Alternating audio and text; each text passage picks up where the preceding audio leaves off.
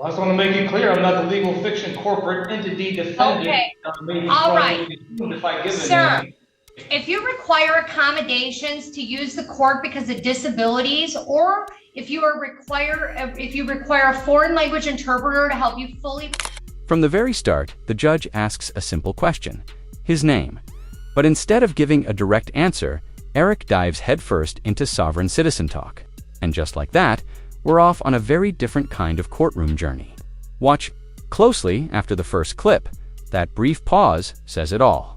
It's the instant the judge realizes this arraignment won't follow the usual script, and you can almost see her patience start to run on a visible countdown clock. MCL 750.81 parent 2. This is a misdemeanor punishable by up to 93 days in jail and or $500. A consecutive sentence may be imposed under MCL 750506A if the assault was committed in a place of confinement. Those are the charges against you. You've been brought to court on a Judge moves on to outline the charged domestic violence, carrying a possible sentence of up to 93 days behind bars. No matter what you make of his personal beliefs, the reality is that the consequences here are serious. After the third clip, we hit the first major standoff. He flat out refuses a public defender, convinced that accepting one would somehow strip him of his so-called sovereign status. Put simply, he's rejecting the very idea that this court has the authority to hold him accountable at all. If you have a trial, you have the following rights: to call witnesses to speak for you at trial, and you could get an order signed by the court to require those witnesses to come to court. You have a right to see, hear, and question all. The judge answers without getting drawn into argument or long explanations. A clear sign she's dealt with this script before. After clip 4, her tone is basically judicial shorthand for, "I know this routine, and we're not going there today." Then, before clip 5, the temperature rises. He starts challenging everything: the legality of his arrest, the details of the case, even the credibility of the victim, setting the stage for a much sharper confrontation. An arraignment not to lecture me on sovereign citizen beliefs, okay? I'm trying to get you through this and make sure you understand the process. You are to appear in court as directed. You're not to leave the state without permission of the court. You're not to commit any new crimes while released. You're to immediately notify the court of change of address or phone number. You can see the tension climbing as the judge works to set bond. Yet, it's as if they're speaking entirely different legal dialects. Before clip 6, there's a glimmer of progress, a moment that feels like they might finally be on the same page. But after clip 6, that hope evaporates. Even when he says, "I comprehend you," he immediately veers back into fresh accusations. At this point, it's less a structured legal proceeding and more a drawn-out tug-of-war, with neither side letting go of the rope. She did not see it. She just told a lie. I actually have a PPO on her.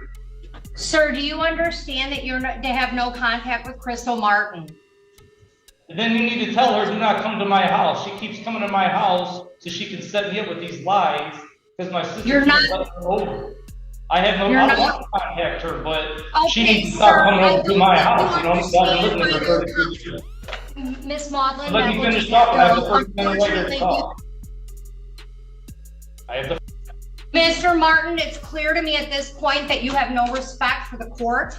I believe that you're a... Court cases have a way of turning into full-blown soap operas.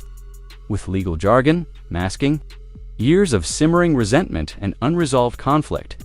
Before clip 8, that tension is thick in the air, but the judge isn't here to get lost in the drama.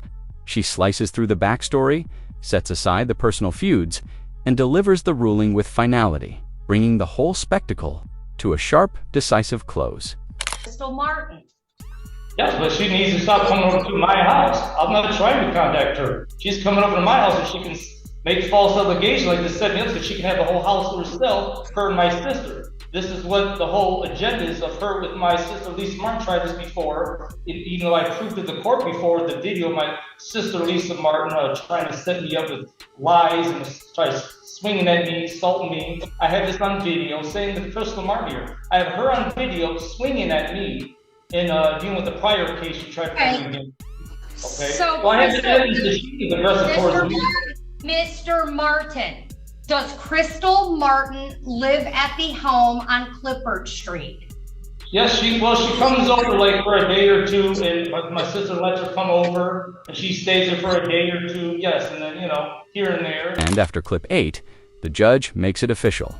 He's barred from the house. His reaction says it all. A mix of disbelief and defiance. The look of someone who suddenly realizes the walls are closing in.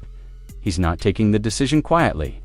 Before clip 9, the tension spikes again, and just when it seems the situation can't possibly go any higher.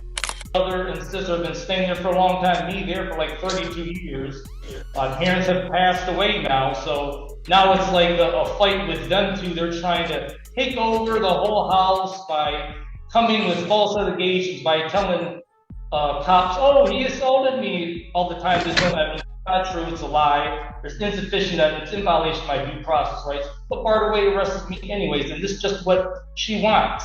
So they can have the whole house to themselves. I even filed a case on Crystal Martin. All right, so you're not to have contact with Crystal Martin? You're not to return to 9? Actually go so far as to demand that the arresting officer be charged with kidnapping, a claim that has no footing in the law. That's simply not how the system works. Before clip 10, the courtroom atmosphere shifts from tense to almost surreal, as the gap between his interpretation of events and legal reality becomes impossible to ignore. At my house because of an unsupported allegation by her, which is a lie at that. Like I said, the cop had no sufficient evidence. She just told a lie, and the guy didn't even, Bardaway that is, the police officer, just came to me and arrested me right off the bat. That violates my due process rights with sufficient evidence. Sir, you're allowed one visit to the premises to obtain personal belongings. You must be accompanied by a police officer. And I want Bardaway.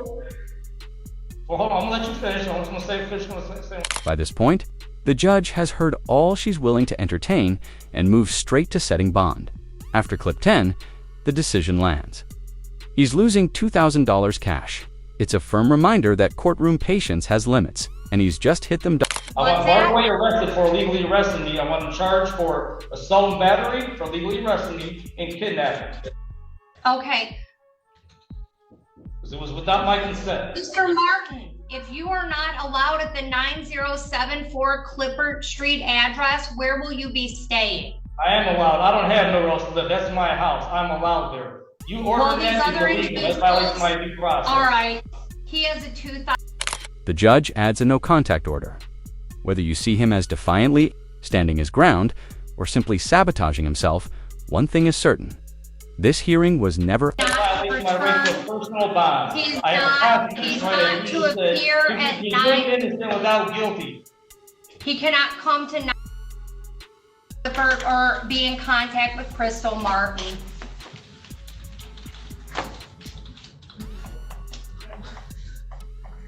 I've entered a not guilty plea on his behalf.